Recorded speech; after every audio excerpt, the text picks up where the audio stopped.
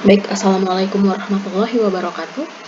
Untuk perkuliahan statistika pendidikan pada pertemuan 6 dan 7 ya, saya akan membahas tentang hipotesis dan alur untuk uji hipotesis.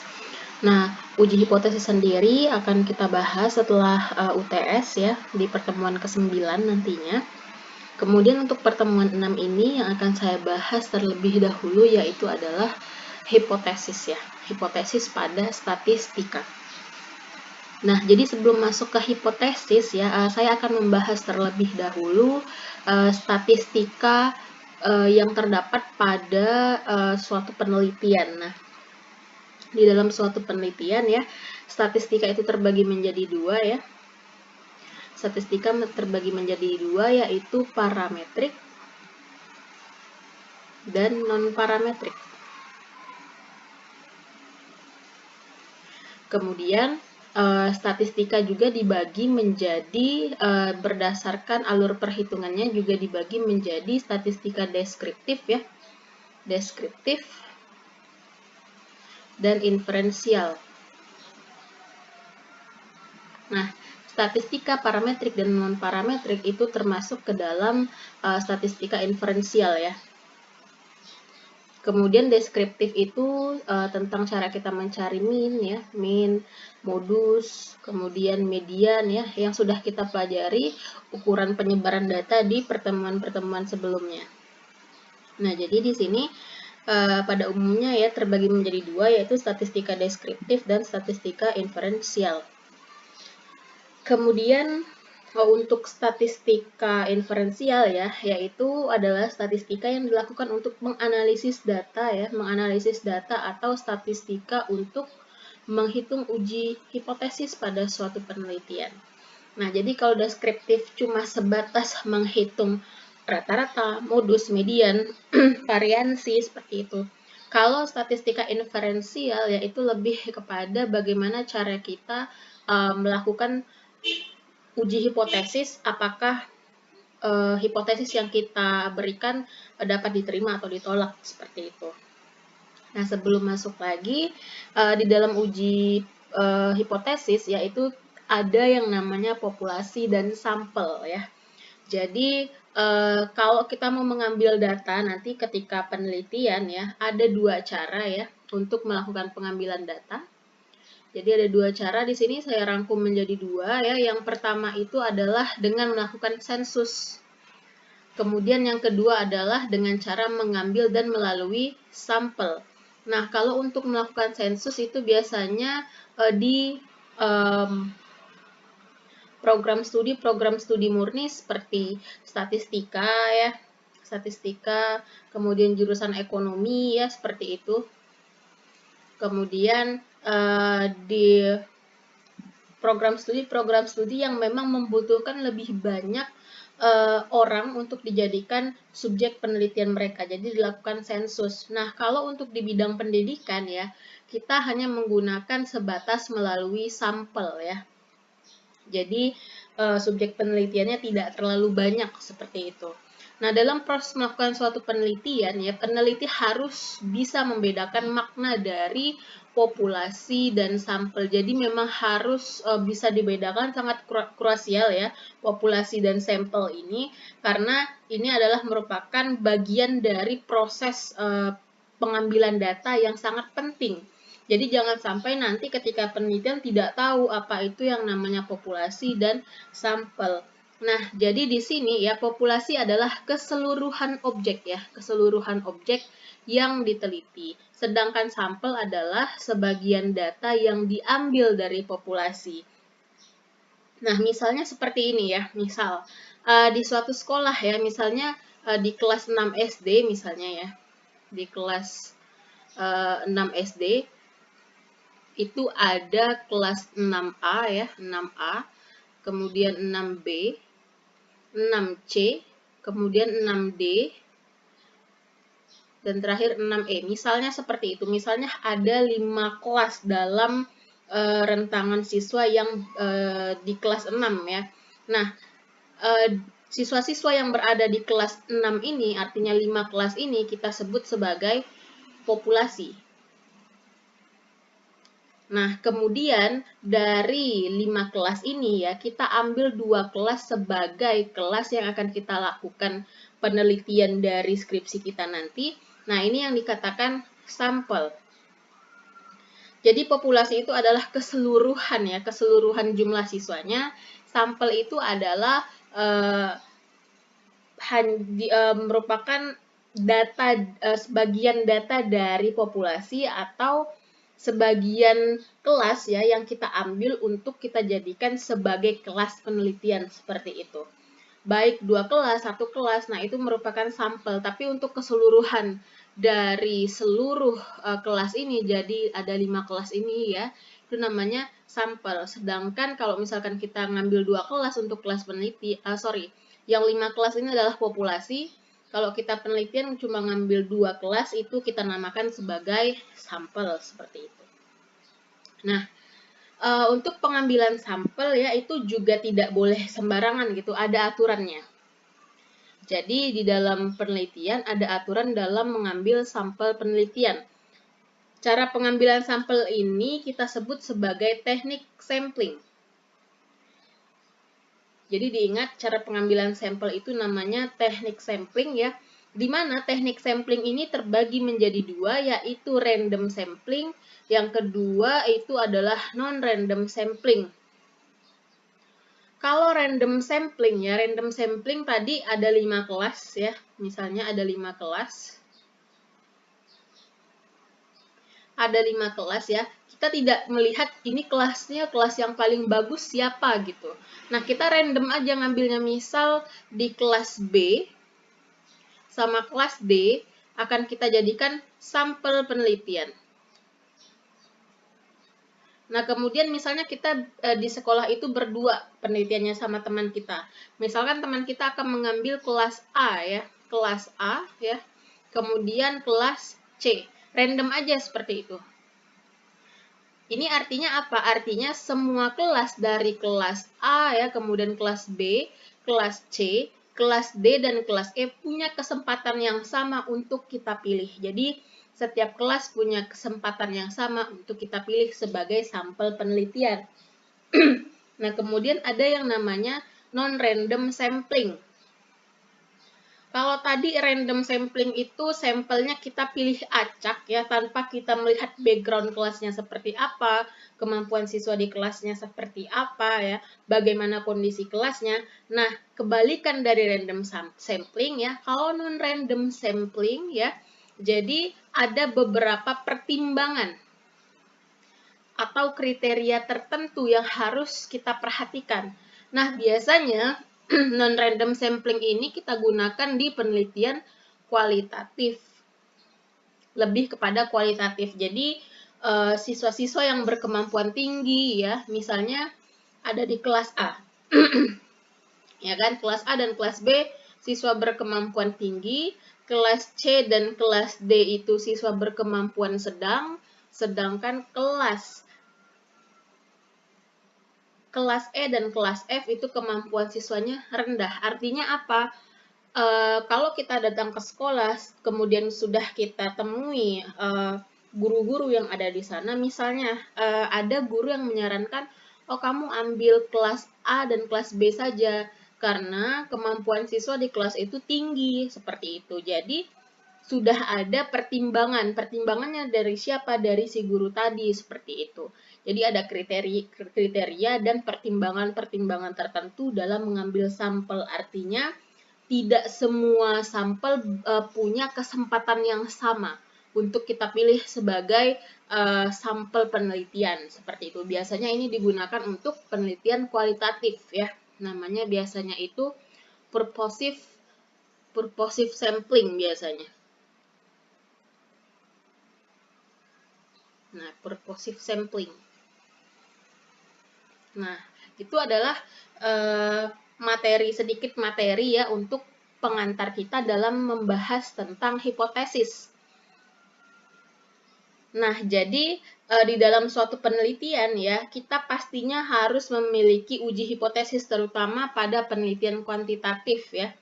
Jadi uji hipotesis itu merupakan prosedur yang berisi sekumpulan aturan ya, jadi ada aturannya, yang menuju kepada suatu keputusan. Ini diingat baik-baik, ada keputusan apakah akan diterima atau akan ditolak pernyataannya. Di sini ada kalimat pernyataannya. Nah, pernyataan inilah yang kita sebut sebagai hipotesis. Jadi di dalam penelitian ada yang namanya hipotesis statistik ya. Sebelum masuk ke sana ya, kita harus paham dulu apa sih itu hipotesis ya. Jadi hipotesis itu merupakan pernyataan atau dugaan sementara mengenai pengukuran yang ada di satu atau lebih populasi. Contoh seperti ini ya. Misal saya ingin meneliti dua buah model atau metode pembelajaran yang manakah yang jauh lebih baik ya. Misal ada dua kelas di sini. Nah, di sini ada dua kelas ya yang saya ambil sebagai sampel penelitian. Satu kelas saya gunakan metode A ya. Metode A. Satu kelas lagi saya gunakan metode B. Nah, di dalam penelitian saya mau melihat metode manakah yang jauh lebih baik, apakah metode pembelajaran A atau metode pembelajaran yang B. Nah, sebelum saya melakukan penelitian ya, saya buat dulu nih dugaan atau jawaban sementara. Jadi saya menduga bahwa kalau misalnya metode A itu diterapkan ke dalam pembelajaran ya, maka hasilnya itu lebih baik daripada metode B. Jadi hasil belajar siswa itu ketika diterapkan metode A lebih baik daripada hasil pembelajaran ketika diterapkan metode B. Nah, dugaan inilah ya, jadi dugaan-dugaan inilah yang saya sebut sebagai hipotesis. Atau di sini kalau saya tuliskan ya, bagaimana cara menuliskan hipotesis ya, maka hipotesis dari penelitian ini adalah metode A yang dipilih lebih baik daripada metode B. Kalau kita ubah kalimat pernyataan ini ke dalam bentuk matematika, bentuknya akan menjadi seperti ini. Jadi rata-rata pada kelas A itu lebih baik daripada rata-rata pada kelas B. Rata-rata hasil pembelajarannya ya. Nah, dugaan inilah yang kita sebut sebagai hipotesis, dan hipotesis ini harus diuji dengan dengan ujinya itu bernama uji hipotesis. Jadi nanti di dalam uji hipotesis itu akan kita lihat apakah hipotesis yang kita susun nih, hipotesis yang tadi metode A yang dipilih lebih baik daripada metode B ya. Jadi dugaan kita, apakah benar dugaan kita yang sudah kita susun tadi itu apakah bernilai benar atau tidak. Nah, untuk mengetahui benar atau tidaknya ini harus kita uji, namanya uji hipotesis. Seperti itu. Nah, kemudian ya di dalam penelitian itu ada yang namanya hipotesis nol ya. Hipotesis nol dan hipotesis alternatif. Jadi dimanapun penelitiannya jenisnya apapun itu pasti ada yang namanya hipotesis nol dan hipotesis alternatif. Apa itu hipotesis nol ya? Jadi hipotesis nol adalah hipotesis yang menyatakan tidak adanya perbedaan atau tidak adanya korelasi. Jadi diingat baik-baik ya. Hipotesis nol adalah tidak adanya perbedaan. Jadi tidak adanya perbedaan dalam arti tidak ada yang beda antara kelas A dan B. Tidak ada yang berbeda ketika pembelajaran dikenakan metode belajar A maupun metode belajar yang B ya. Kalau hipotesis alternatif yaitu hipotesis yang menyatakan adanya perbedaan atau korelasi. Jadi hipotesis alternatif itu berbunyi bahwa kalau kita melakukan pembelajaran dengan metode A ya, kemudian kita melakukan pembelajaran dengan metode B, itu hasil belajarnya tidak sama. Jadi ada perbedaan. Nah, mengarah kemanakah perbedaan itu? Apakah jauh lebih baik atau jauh lebih buruk? Nah, itu yang nanti akan kita uji lebih lanjut setelah uji hipotesis. Yang penting kita tahu dulu di sini, apakah ada perbedaan kalau misalkan metode A dan metode B kita berikan kepada siswa. Kalau tidak ada ya sama saja gitu. Berarti ya apa yang kita duga salah, ya kan? Tadi kan di awal kita menduga bahwa metode A itu lebih baik daripada metode B. Tapi nyatanya ya, ketika kita melakukan uji hipotesis, jawabannya itu adalah tidak ada perbedaan. Jadi setelah diuji, ternyata tidak ada perbedaan antara pembelajaran yang menggunakan metode A, kemudian pembelajaran dengan yang menggunakan metode B itu tidak ada perbedaan, artinya sama hasil belajarnya gitu.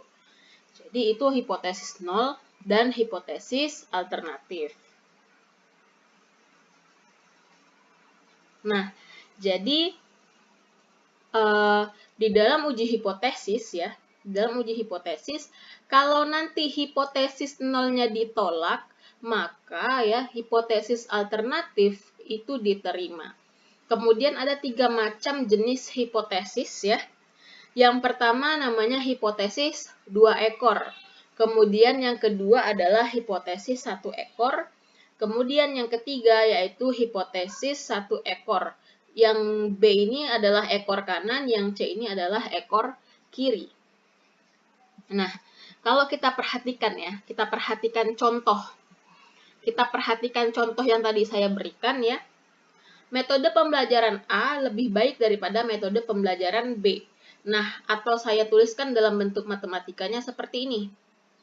Rata-rata untuk metode pembelajaran di kelas A itu lebih baik daripada rata-rata metode pembelajaran di kelas B. Kalau kita lihat di dalam 3 jenis hipotesis ini, ya, rumus ini itu berkenaan dengan rumus H1 yang ada di tipe B. Ya kan? Jadi, kalau kita konversikan ya, hipotesis tipe B ini ke dalam bentuk hipotesis penelitian ya. Jadi tadi kita menduga bahwa metode pembelajaran A lebih baik daripada metode pembelajaran B. Itu adalah hipotesis alternatif. Berarti H0-nya ya, H0-nya adalah metode pembelajaran A tidak lebih baik daripada metode pembelajaran B. Artinya sama aja, metode pembelajaran A dan metode pembelajaran B itu hasil belajar yang akan didapatkan siswa ya sama aja seperti itu. Yang tadi saya bilang bahwa kalau untuk H0 ya itu adalah hipotesis yang membahas tentang tidak adanya perbedaan. Jadi H0 tidak ada perbedaan. Kalau H1 atau hipotesis alternatif, dia terdapat perbedaan antara ketika pembelajaran digunakan metode A dan ketika pembelajaran digunakan dengan metode B, seperti itu. Nah, supaya dugaan kita benar ya, tadi kan dugaan kita yang ini, metode pembelajaran A lebih baik daripada metode pembelajaran B. Ini adalah dugaan kita nih. Nah, ini dugaan kita ya, ini dugaan kita.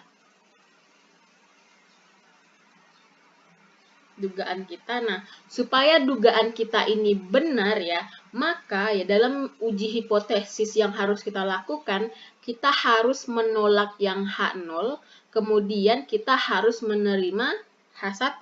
Jelas seperti itu.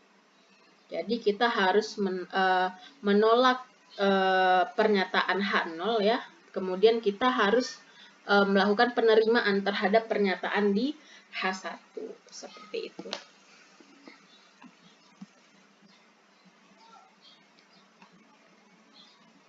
Nah, kemudian ya di dalam di dalam